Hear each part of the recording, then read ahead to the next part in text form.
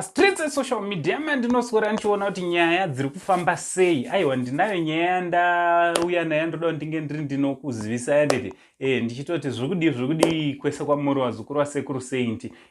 Also kana unga usati wasubscribe paSaint TV mukana uchiripo kuti usubscribe wotena on your notification bell kuti pega patinowinza nyaya dzichipisa pega patinowinza nyaya dziri hot you will be notified. Thanks very much nekuramba muchimira nesu nekuramba muchiti supporta.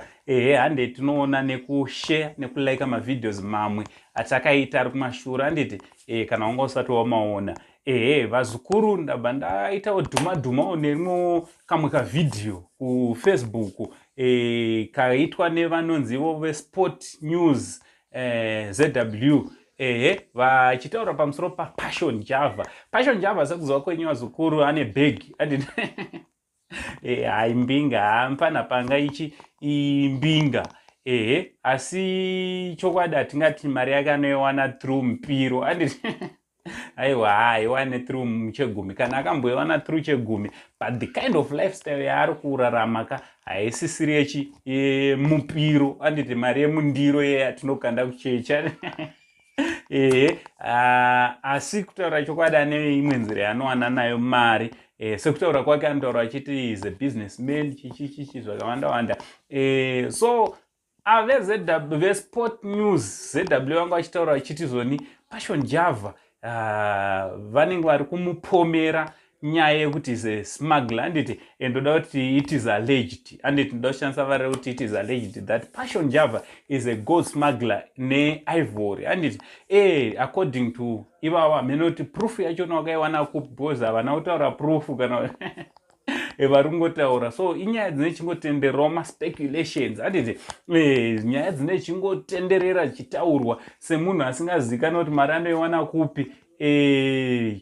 Zvinova zvinhu zvine zvichitonetsa vamwe vanhu kuti but mukomana uyo the way he spends his money like now akatora Kofi Olomide Kofi zvatotoziva kuti haana kuuya kuzongoita song naRocky nenyaya ungokwira ndege. Aiwa pane bag rine ratobuda kutoti zviitika nditi Passion Java is one man who can bring anyone from anywhere pasi rese anditi anogona kungomuwinza muno muZimbabwe nemari dzake anditi iyewo zvakare sekuziva kwenyu kuti ane maproperties kuBahamas anditi kuUS ane tunhu twake lambo makaiona private jet akati anayo according to him ane zvinhu zvakawanda but source of income yepaanotora mari yachona vazhinji havapazive of which it's none of our business but sepublic figure also semunhu anochemerera kazhinji kuva an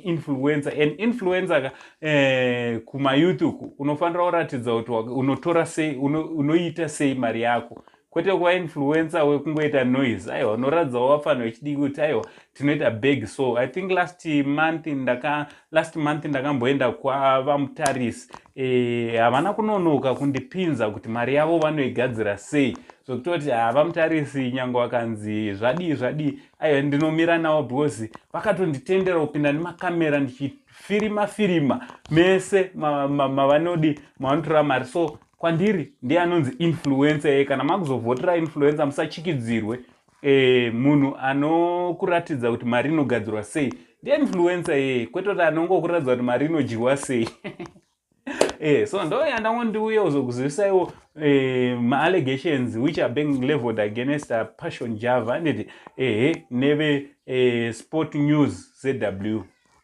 Amen. Comment section yavhurwa imimi from Uncle saying the only Zimbabwean uncle. Pari zvino ndichiti chi much love.